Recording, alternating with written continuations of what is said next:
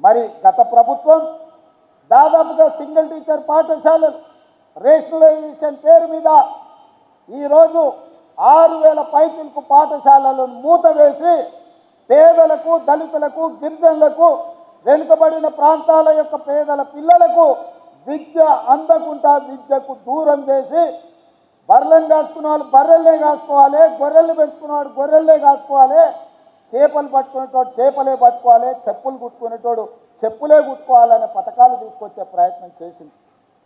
నేను అడుగుతున్నా, ఇక్కడున్న ఉపాధ్యాయులను, భవిష్యత్ తరాలను తీర్చిదిద్దబోయే మిమ్మల్ని నేను అడుగుతున్నా, మన తాతలు ముత్తాతలు చెప్పులు కుట్టో, చేపలు పట్టో, గొర్రెలు పెంచుకోనో, బర్రెలను కాసుకోనో బతుకుతే మన మనమన్లు కూడా అదే వృత్తి చేపట్టాలనా? లేకపోతే వాళ్ళు చదువుకొని డాక్టర్లు, లాయర్లు, ఇంజనీర్లు, ఐఏఎస్లు, ఐపీఎస్లు కావాలన్నా? మీరు ఆలోచన చేయండి. ఈ ప్రభుత్వంలో వాళ్ళు భాగస్వాములు కావద్దా? ఇంకా వాళ్ళ జీవితాలు గొర్రెల బర్రెల చుట్టూతోనే తిరగాలనా అని నేను అడుగుతున్నా. గత ముఖ్యమంత్రి గారు పెంచుకున్న, వాళ్ళ మనవడు పెంచుకున్న పెంపుడు కుక్క చచ్చిపోతే డాక్టర్ మీద క్రిమినల్ కేసులు పెట్టి బంజారాహిల్స్ పోలీస్ స్టేషన్లో లోపలేపించారు. వాళ్ళ పెంపుడు కుక్కకు జ్వరం వస్తే డాక్టర్ చూడలేదని ఆ వెటర్నరీ డాక్టర్ల మీద కేసులు పెట్టారు. మరి వాళ్ళ ఉద్యోగాలు రాక వందలాది మంది విద్యార్థులు ఆత్మహత్యలు చేసుకుంటుంటే వాళ్ళను ఊరేయాలనా లేదా? మీరు ఒక్కసారి ఆలోచన చేయండి. మీరు పెంచుకున్న బొత్తు కుక్కకున్న విలువ పేదోడి బిడ్డల ప్రాణాలకు లేదా అని చెప్పి మీ సభాముఖంగా నేను మీ ద్వారా ప్రశ్నించదలుచుకున్నా. ఆలోచన విధానం, పాటిస్తున్న విధానం ఫ్యూడల్ విధానం. ఫ్యూడల్ విధానంలో మార్పు రావాలి. పేదవాడికి విద్య చేరాలి. విద్య ఒక్కటే మన జీవితాలలో వెలుగు నింపుతుంది. చదువుకోవడం ద్వారా ఈ ప్రపంచానికే మనము ఏదైనా కావచ్చు, ఎక్కడికైనా చేరవచ్చు.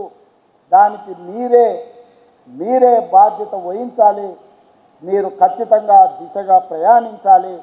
మీరు ఈరోజు తీసుకునే నియామక పత్రం మీ జీతభత్యాల కోసం చేస్తున్నామని మీరు అనుకోకండి. ఈరోజు టీచర్ల వృత్తిని ఎన్నుకోవడం అంటే సామాజిక బాధ్యతను మీరు తీసుకుంటున్నట్టుగా, ఈ సామాజిక బాధ్యత ఈ సమాజాన్ని నిర్మించి వందలాది బిడ్డలు ఎవరైతే తెలంగాణ కోసం ఆత్మ బలిదానాలు చేసుకున్నారో వాళ్ళ ఆశయాలను మనం గుర్తు చేసుకోవాలి, స్మరించుకోవాలి.